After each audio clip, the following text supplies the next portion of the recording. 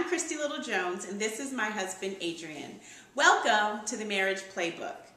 Everyone has been offended in a relationship on some level, especially in marriage. Well, today we want to give you 3 practical plays that will help the interaction that you have with one another get back on track and moving forward in your marriage.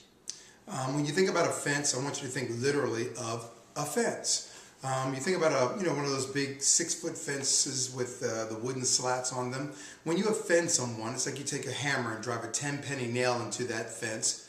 But when you apologize, you pull out the nail, but that hole remains. The hole starts to calcify and get better when the person who's offended forgives. And that's not to say they forget the offense. It just means it helps to heal. It helps that wound to heal and that hole to kind of calcify over.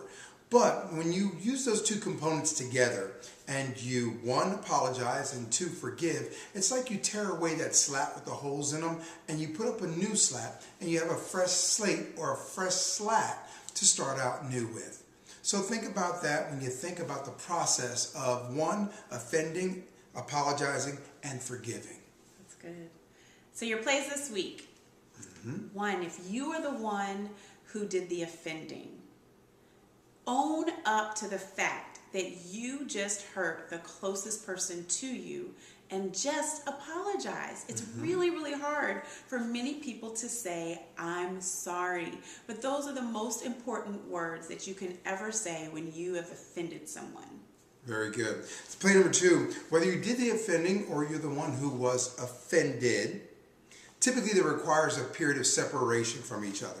Now, the goal is not for that to be weeks or days. We want that time to continually to grow smaller and smaller and smaller, and this offending and healing and forgiving process to get better. But you have to respect the individual's time to heal and get through that place. Another key component to remember also is that the person who offended typically wants to be restored quicker than the person who's been offended is ready to restore them back to their normal, or as we say, our happy place. So just keep that in mind as you go through that process and respect the time or that separation period, whatever's necessary for you to get through it, okay?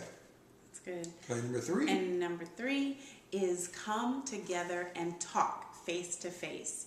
Work through the residue of the offense. And if you offended, apologize. Right.